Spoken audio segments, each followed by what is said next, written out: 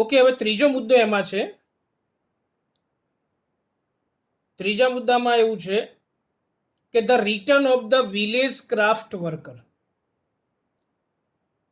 આ ઓટોફેબ ટેકનોલોજીથી ફાયદો કોને? આ સ્ક્રીન દેખાય છે ને બધાને? હા સર.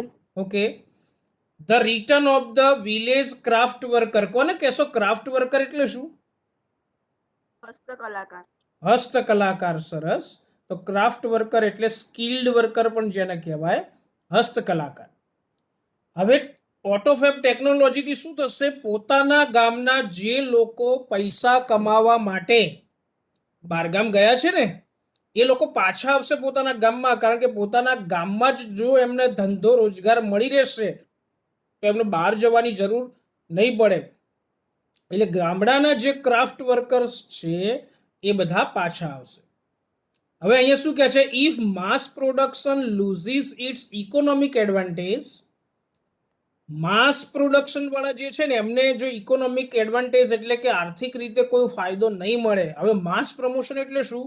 તો જે કોઈ પણ વસ્તુનું જથ્થાબંધ ઉત્પાદન કરવા વાળા જે લોકો છે ને એને એને માસ પ્રોડક્શન કહેવાય. માસ એટલે આવી રીતે એક જ મોડલની ઘણી બધી ગાડીઓ ઊભી કરી દો તો એને માસ પ્રોડક્શન કહેવાય.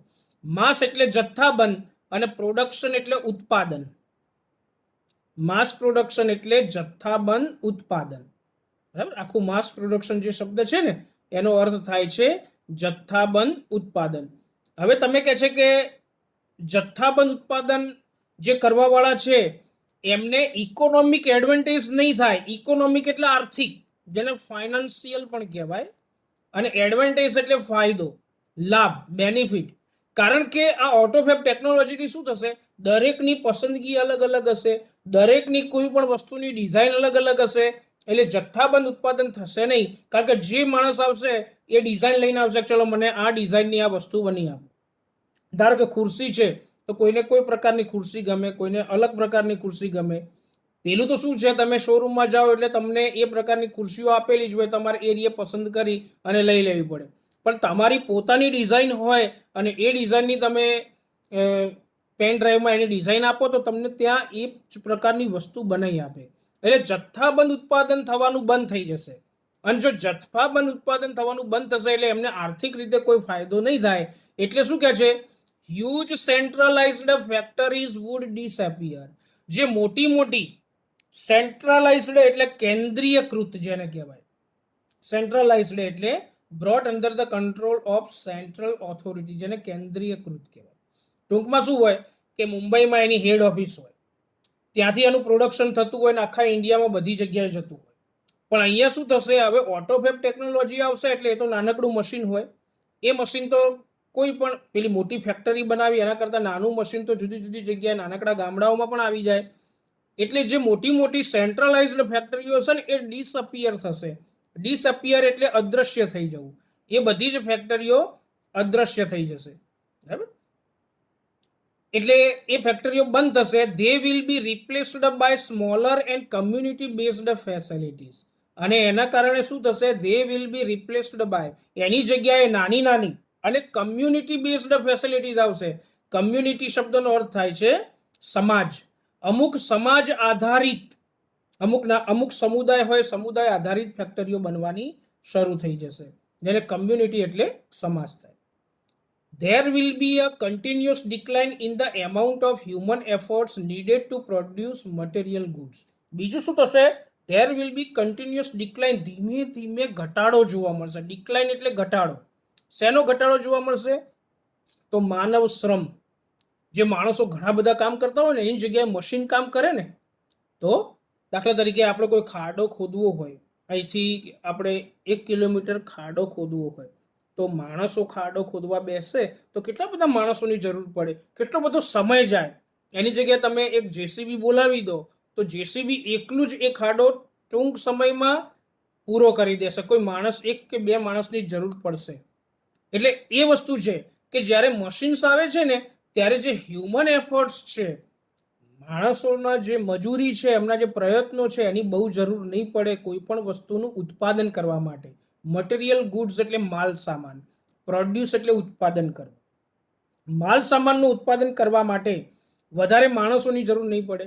then the customers may be served better by a local owner and operator of a manufacturing shop. અને એના કારણે શું થશે, કોઈ પણ ગ્રાહક કોઈ એ ફેક્ટરીમાં જશે અથવા તો કોઈ દુકાનમાં જશે તો ત્યાંના લોકો જે છે એ ગ્રાહક પ્રત્યે વધારે ધ્યાન આપી શકશે. પેલું તો શું, એ લોકો કામમાં હોય એટલે તમારા પ્રત્યે બહુ ધ્યાન ના આપી શકે, પણ હવે મશીન્સ બધું કામ કરવાનું છે એટલે ત્યાંનો જે લોકલ ઓનર છે, લોકલ ઓનર એટલે સ્થાનિક માલિક જેને કહેવાય, એ દુકાનનો સ્થાનિક માલિક હોય જેને proprietor of a particular area અથવા રિઝાઇન. એન્ડ ઓપરેટર, ઓપરેટર એટલે જે મશીન ચલાવનાર છે, સંચાલક જેને કહેવાય. એડમિનિસ્ટ્રેટર કહેવાય, સંચાલક અથવા માલિક. એનો માલિક હોય કે ત્યાંનો સ્થાનિક માલિક હોય તો એ તમને સર્વડ બેટર, તમને ખૂબ જ સારી સેવા આપી શકશે. એ જે મેન્યુફેક્ચરિંગ શોપ છે ને, ઉત્પાદન કરવાવાળી દુકાનનો જે માલિક, એ તમારા માટે સમય કાઢી શકશે. thus the factories will become decentralized. અને આના કારણે શું થશે, નાના નાના ગામડાઓમાં પણ તમને આવી ફેક્ટરીઓ જોવા મળશે કોઈ પણ વસ્તુની ઉત્પાદન કરવા માટે. એટલે ડિસેન્ટ્રલાઇઝડ નો અર્થ થાય છે વિકેન્દ્રીકરણ કરવું, એટલે કે સ્પ્લિટ થવું. એક જ જગ્યાએ ફેક્ટરી હોય એની જગ્યાએ જુદી જુદી જગ્યાએ તમને એ જ વસ્તુની ફેક્ટરીઝ જોવા મળશે, એટલે એનું ડિસેન્ટ્રલાઇઝેશન થશે, વિકેન્દ્રીકરણ થશે. And the naturally talented village craft workers will be back with a bang. અને એટલે કહે છે કે જે કુદરતી રીતે જે ટેલેન્ટેડ છે, નેચરલી ટેલેન્ટેડ એટલે કુદરતી હુનર ધરાવતું, અમુકની અંદર કુદરતી આવડત હોય, અને એવી કુદરતી આવડત ધરાવતા જે ક્રાફ્ટ વર્કર્સ છે એ will be back with a bang, એટલે કે સફળતાપૂર્વક પરત ફરવું, જેને રિટર્ન સક્સેસફુલી કહેવાય. Be back with a bang. એ પોતાના ગામમાં જ આ ફેક્ટરી નાખશે અને પોતાના ગામમાં જ એ વેપાર કરવાનું શરૂ કરશે. ટૂંકમાં એ કહેવા માંગે છે કે ઓટોફેબ ટેકનોલોજીનો ફાયદો એટલો છે કે જે માસ ઉત્પાદન થતું હતું, એક જ જગ્યાએથી બધી વસ્તુઓનું પ્રોડક્શન થતું હતું, એ બંધ થઈ જશે. એની જગ્યાએ નાના નાના સેન્ટરમાં, ધારો કે પાટણ હોય, મહેસાણા હોય, વિસનગર હોય, પાલનપુર હોય, આ બધી જગ્યાએ આ બધી ફેક્ટરીઓ તમને જોવા મળશે. પેલું શું છે કે એકલું મુંબઈમાં જ ઉત્પાદન થાય, અથવા એકલું દિલ્હીમાં થાય, અથવા એકલું અમદાવાદમાં થાય, મોટા મોટા સિટીમાં જ એનું ઉત્પાદન થાય, બીજે ક્યાંય એનું ઉત્પાદન તમને જોવા ના મળે, ત્યાંથી બધી જગ્યાએ માલ જતો હોય. ઓટોફેબ ટેકનોલોજીમાં તો શું છે, મશીન્સને બધું કામ કરવાનું છે, એટલે નાના નાના ગામડાઓમાં, નાના નાના શહેરોમાં પણ આ વસ્તુ તમને મળતી થઈ જશે. ચલો અઘરા શબ્દો જોઈએ. ક્રાફ્ટ વર્કર એટલે હસ્તકલાકાર, હસ્તકલાકાર. માસ પ્રોડક્શન, જથ્થાબંધ ઉત્પાદન, જથ્થાબંધ. ઇકોનોમિક, આર્થિક એડવાન્ટેજ, લાભ, લાભ, લાભ અથવા ફાયદો. સેન્ટ્રલાઇઝડ, કેન્દ્રીયકૃત, કેન્દ્રીયકૃત. કમ્યુનિટી, સમાજ, સમાજ. લોકલ ઓનર, સ્થાનિક માલિક, સ્થાનિક માલિક. ઓપરેટર, સંચાલક, માલિક અથવા સંચાલક. ડિસેન્ટ્રલાઇઝડ, વિકેન્દ્રીકરણ કરવું, છૂટું પાડવું જેને કહેવાય. નેચરલી ટેલેન્ટેડ, કુદરતી આવડત ધરાવતું, કુદરતી હુન્નર ધરાવતું, કુદરતી રીતે જે એમના અંદર હોશિયારી રહેલી છે તે. અને બી બેક વિથ અ બેંગ એટલે સફળતાપૂર્વક પરત ફરવું, પાછું વળવું. સરસ. ચોથું છે ન્યૂ મેડિકલ ટ્રીટમેન્ટ્સ. ઓટોફેબ ટેકનોલોજીનો ફાયદો મેડિકલ ક્ષેત્રને પણ થશે, આરોગ્ય ક્ષેત્રમાં પણ આનો સૌથી સારામાં સારો અને મોટો ફાયદો થશે. soon the scale of autofab will shrink to nanostructure level. હવે શું થશે કે જે આ ઓટોફેબ ટેકનોલોજીનો જે સ્કેલ છે, એનો ગ્રાફ, એ will shrink to nanostructure level. Shrink એટલે ઘટવું. ઓટોફેબ ટેકનોલોજીના કારણે શું થશે, જે બધા સાધનો, મોટા મોટા સાધનો હતા ને, એ બધા જ મોટા મોટા સાધનો નાના નાના સાધનો થઈ જશે, કારણ કે નેનો ટેકનોલોજી આવશે. નેનો સ્ટ્રક્ચર લેવલ, નેનો ટેકનોલોજીના કારણે, નેનો સ્ટ્રક્ચર એટલે અતિ સૂક્ષ્મ માળખું, બરાબર. ટેકનોલોજી નવી નવી શોધાશે એમ એમ સાધનો પણ બધા નાના થઈ જશે. મોટા મોટા સાધનો હોય એની જગ્યાએ એકદમ નાના સાધનો થઈ જશે. then the size of newly manufactured medical instrument will be no bigger than a drug molecule. એવા સાધનો થશે, નાના સાધનો, કે તમારે જેટલું નાનું સાધન બનાવવું હશે ને એટલું નાનું સાધન આ ટેકનોલોજીના કારણે બનાવી શકશો. અને એ પણ કેટલું નાનું બનશે? નો બિગર દેન અ ડ્રગ મોલેક્યુલ. ડ્રગ મોલેક્યુલ એટલે દવાનો નાનામાં નાનો કણ. દવાનો નાનામાં નાનો જે કણ હોય ને એવા સાધનો, તમને નરી આંખે તો દેખાય પણ નહીં, એવા સાધનો પણ ડેવલપ થશે. મેડિકલ ક્ષેત્રના એવા સાધન થશે જે તમારી શરીરના અંદર જશે, તમને ખબર પણ નહીં પડે. ઇન્જેક્શનની જે નીડલ છે, જે સિરિંજ કહીએ છીએ, એટલી પાતળી આવશે કે તમને ઇન્જેક્શન આપ્યું છે તમને ખબર નહીં પડે. બરાબર? એવા નાના જે દવાનો જે નાનામાં નાનો કણ છે ને એના કરતાં પણ કહે છે કે મોટું નહીં હોય. It will be possible to reconstruct ratified tissue and even reversal of mature tissue decay will be done. બીજું શું થશે આ ટેકનોલોજીના કારણે? It will be possible to reconstruct ratified tissue. Ratified એટલે તમે જે નક્કી કર્યો હોય કે ટિશ્યુ એટલે કોષ. રેટિફાઈડ ટિશ્યુ એટલે નક્કી કરેલો જે કોષ છે ને એ, જેને મંજૂર કરાયેલો. તો જે તમે નક્કી કર્યો છે કે આનો આ કોષ બગડી ગયો છે, આ કોષને આપણે રીકન્સ્ટ્રક્ટ કરવો છે. રીકન્સ્ટ્રક્ટ એટલે ફરીથી એને રિપેર કરવો છે અથવા સરખો કરવો છે. તમે કરી શકશો. અત્યારની ટેકનોલોજીમાં શું થાય છે? કોષ બગડી ગયો હોય, ખરાબ થઈ ગયા હોય તો એટલા કોષોને, એટલો ભાગ તમારે શરીરમાંથી કાઢી નાખવામાં આવે છે. પણ આ ટેકનોલોજીના કારણે એ કોષને તમારે રિપેર કરવો, એના સજીવન ફરીથી કરવો હશે તો કરી શકશો. And even reversal of mature tissue decay will be done. Reversal એટલે બદલવું. અને મેચ્યોર્ડ ટિશ્યુ, મેચ્યોર્ડ એટલે પુખ્ત. અમુક ધારો કે કોઈ કોષ એવો છે કે જેનું આયુષ્ય પૂરું થઈ ગયું છે અને એનો જે એ આયુષ્ય પૂરું થઈ ગયું છે તો એનો તમે ડીકે કરો છો. ડીકે એટલે નાશ કરો.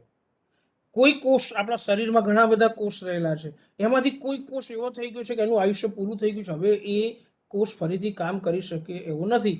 પણ એટલા નાના નાના સાધનો શોધાશે, એ સાધનોના કારણે એ કોષનું તમારે આયુષ્ય લંબાવવું હશે ને, એને રિવર્સલ કરવું હશે ને, ફરીથી એ કોષને સજીવન કરવું હશે તો આ ટેકનોલોજીથી કરી શકાય છે. અને એટલા માટે શું થશે? The extension of human life span will continue. માણસનો જે જીવન, લાઈફ સ્પેન એટલે જીવનકાળ, ટેન્યર અથવા પીરિયડ ઓફ ટાઈમ, માણસના જે જીવનકાળનો પીરિયડ છે ને, સમય, એનું એક્સટેન્શન થશે, લંબાશે. એટલે કે અત્યારે જે માણસ જીવે છે ને એના કરતાં વધારે લાંબુ જીવશે. કારણ કે નેનો ટેકનોલોજી આવશે અને નાના અતિ સૂક્ષ્મ માળખામાં નાના નાના સાધનો હોય અને એ છેક શરીરના અંદર જઈને કામ કરતા હોય. શરીરના અંદર પણ જે જૈવિક બાબતો છે એને આપણે બદલી શકતા હોઈએ તો એના કારણે શું થાય? માણસ જે ઝડપી મરી જાય છે એ નહીં થાય. એટલે માણસનો જે જીવનકાળ છે ને, જીવનકાળ લંબાશે. The health of old people will improve. અને જે વૃદ્ધ લોકો છે એમની પણ કહે છે કે જે તંદુરસ્તી છે એ તંદુરસ્તી સુધરશે. It is likely that people will gain the ability to painlessly redesign their bodies. બીજું શું છે કે લોકો કોઈ પણ પ્રકારની પીડા વગર એમનું જે શરીર છે એ શરીરને રીડિઝાઇન કરી શકશે. કોઈનું શરીર બેડોળ હોય, કોઈનો ચહેરો એવો હોય કે ખરાબ ચહેરો હોય ને એને અત્યારે પ્લાસ્ટિક સર્જરી કરીને બનાવે છે ને, પણ એમાં પેઇન વધારે થાય છે.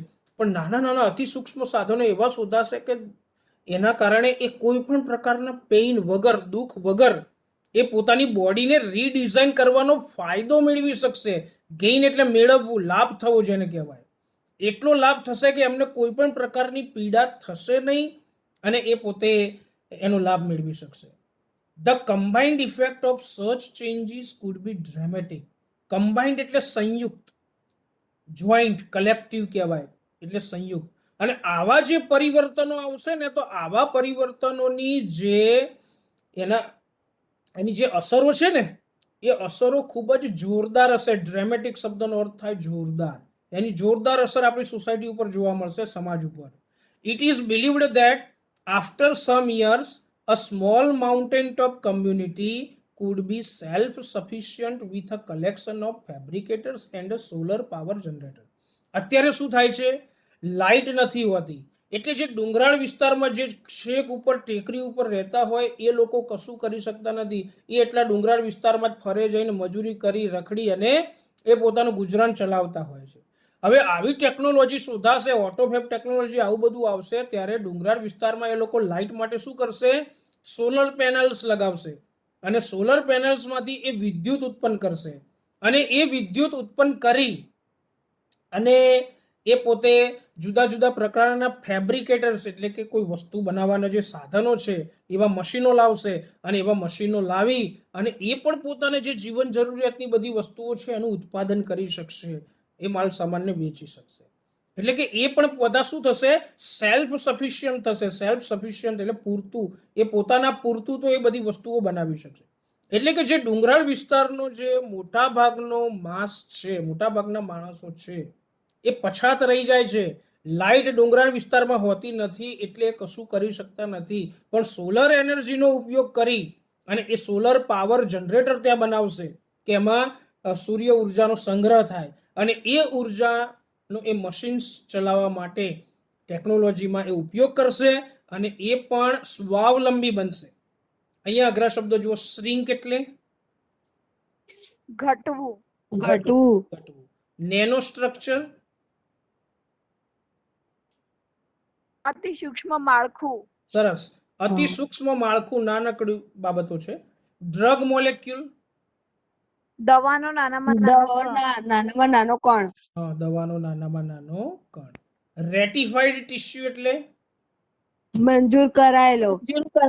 હા, જે નક્કી કર્યો હોય ને આપણે કે આ કોષને બદલવો છે તો એ જે મંજૂર કરાયેલો નક્કી કરેલો છે એને રેટિફાઈડ ટિશ્યુ કહેવાય. રિવર્સલ એટલે બદલવું. મેચ્યોર્ડ આયુષ્ય પૂર્ણ. પુખ્ત વાળું. બરાબર. અને ડીકે એટલે નાશ પામવું. એક્સટેન્શન લંબાવવું. વધારવું. અને લાઈફ સ્પેન જીવનકાળ. ગેઇન એટલે લાભ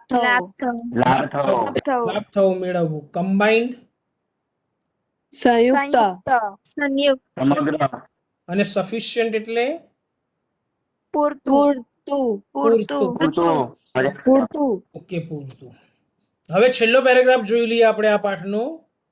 એઝ ધ મેથડ્સ ઓફ ઓટોફેબ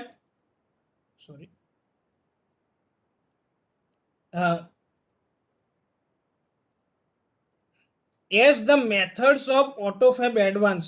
હવે જેમ જેમ કે છે કે આ ઓટોફેબ ટેકનોલોજીની પદ્ધતિ આગળ વધશે, કારણ કે દિવસે ને દિવસે નવી નવી ટેકનોલોજી આવવાની છે. એડવાન્સ એટલે આગળ વધવું, વિકાસ થવો જેને કહેવાય, ડેવલપમેન્ટ અથવા ગ્રોથ. જેમ જેમ આ ઓટોફેબ ટેકનોલોજીનો વિકાસ થતો રહેશે, the form of raw materials will be unimportant. પછી તમે કેવું રો મટીરિયલ્સ વાપરો છો એનું બહુ મહત્વ રહેશે નહીં. કાચો માલ કેવો વાપરો છો એનું બહુ મહત્વ નહીં રહે. Sophisticated autofab machines will be capable of rearranging molecular structures to generate any object from them. જે સોફેસ્ટિકેટેડ એટલે અદ્યતન, લેટેસ્ટ જેને કહેવાય, લેટેસ્ટ એડવાન્સ્ડ, જે અદ્યતન ઓટોફેબ મશીનો હશે ને એ શું કરશે, એ એટલા બધા સક્ષમ હશે, કેપેબલ હશે. કેપેબલ એટલે સક્ષમ હોવું. એ બધા નવા નવા મશીનો એટલા બધા સક્ષમ હશે કે એ ગમે તે કણ હોય ને, મોલેક્યુલર એટલે પરમાણુ સંબંધી જેને કહેવાય, તો એ ગમે તે પરમાણુ સંબંધી જે બંધારણ છે ને, સ્ટ્રક્ચર એટલે બંધારણ, એને રીઅરેન્જ કરશે. કોઈ પોચો પદાર્થ ભલે તમે આપ્યો પણ એમાંથી કઠણ પદાર્થ બનાવવો હોય તો એ પરમાણુનું બંધારણ એવી રીતે ગોઠવીને એમાંથી કઠણ પદાર્થ તમને બની આપશે. એટલે વસ્તુ આ છે. ઓટોફેબ ટેકનોલોજીનો ફાયદો જે છે કે ચલો ટાયરની ટ્યુબ હોય તો એમાંથી ટ્યુબ જ નહીં બને, એમાંથી તમારે સરસ મજાનું ટેબલ બનાવવું હોય, નાઇટ લેમ્પ બનાવવો હોય, જે બનાવવું હોય તમે એમાંથી બનાવી શકશો. બરાબર. એટલે આ જે અદ્યતન ટેકનોલોજી વાળા મશીનો હશે ને એ એટલા બધા સક્ષમ હશે કે કોઈ પણ જે પરમાણુ સંબંધી જે બંધારણ છે એને રીઅરેન્જ કરશે. રીઅરેન્જ એટલે ફરીથી બંધારણને ગોઠવવું. To generate any object from them, અને એમાંથી ગમે તે તમારે જે પદાર્થ બનાવવો હશે એ પદાર્થ એમાંથી બનાવી શકાશે. પ્લાસ્ટિક મિલ્ક જગ્સ, તમારી પાસે દૂધની બોટલ હોય પ્લાસ્ટિકની, and last night's punctured car tube હોય, અથવા તો ગઈકાલે તમારા કારની ટ્યુબ પંક્ચર થઈ છે, તો એ બધું હોય. Could be molecularly rearranged to get a new table lamp. તો પરમાણુના જે બંધારણ છે એવી રીતે બંધારણ ગોઠવી અને એ મિલ્ક બોટલમાંથી, પાણીની જે બોટલ હોય, દૂધની બોટલ હોય કે કોઈ ટ્યુબ હોય, એમાંથી તમારે નાઇટ લેમ્પ બનાવવો હશે ને, તો તમે ટેબલ લેમ્પ પણ બનાવી શકશો. Highly improved autofab technology will perhaps be able to meet all our material desires. આ જે હાઈલી ઇમ્પ્રુવડ એટલે ખૂબ જ ઉચ્ચ કક્ષાની જે ઓટોફેબ ટેકનોલોજી છે, એ કદાચ, પરહેપ્સ એટલે કદાચ, be able to all our material desires, આપણી જે બધી જ ભૌતિક ઈચ્છાઓ છે ને, મટીરિયલ ડિઝાયર્સ એટલે ભૌતિક ઈચ્છાઓ, આના કારણે આપણી બધી જ ભૌતિક ઈચ્છાઓ પરિપૂર્ણ થશે, પૂરી થશે. The freedom resulting from this achievement will bring about a golden age of art, music and scientific discovery. Autofab technology આવશે એટલે લોકો પાસે બહુ કામ નહીં રહે, કારણ કે આપણે ફક્ત ડિઝાઇન બનાવીને છૂટા. જે કામ કરવાનું છે એ બધું જ કામ મશીને કરવાનું છે. એટલે શું થશે? લોકો ફ્રી થશે. અને લોકો ફ્રી થાય, આપણે લોકડાઉનમાં ફ્રી હતા એટલે શું કર્યું? મહાભારત સિરિયલ જોઈ, રામાયણ સિરિયલ જોઈ, બરાબર? એટલે કે કળામાં જે આપણા જે પ્રાચીન ગ્રંથો છે એ, બરાબર છે, જે મહાકાવ્યો છે આપણે જોયા. કોઈને વાંચવાનો શોખ હોય તો એણે 2-4 પુસ્તકો પણ વાંચ્યા હશે.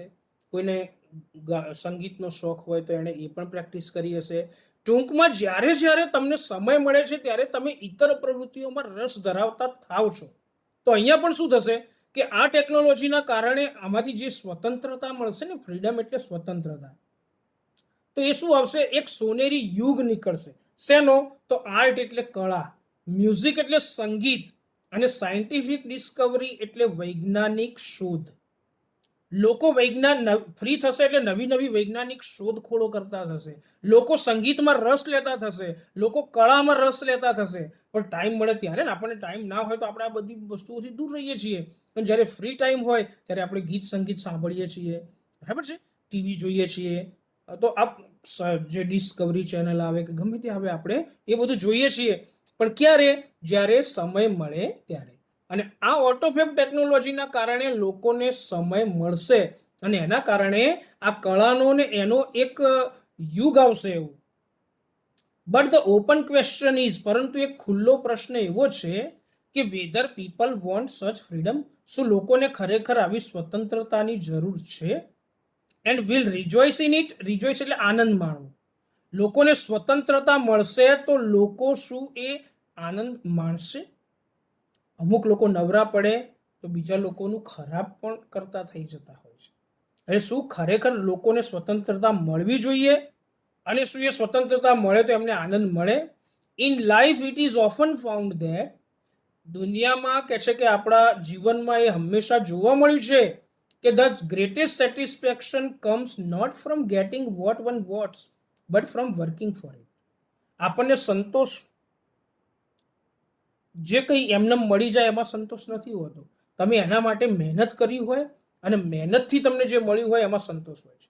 કોઈ તમને 100માંથી 95% આપી દે તો તમે થોડીક વાર માટે ખુશ થશો, પણ મનમાં એવું થશે કે આ મારા સાચા ટકા નથી.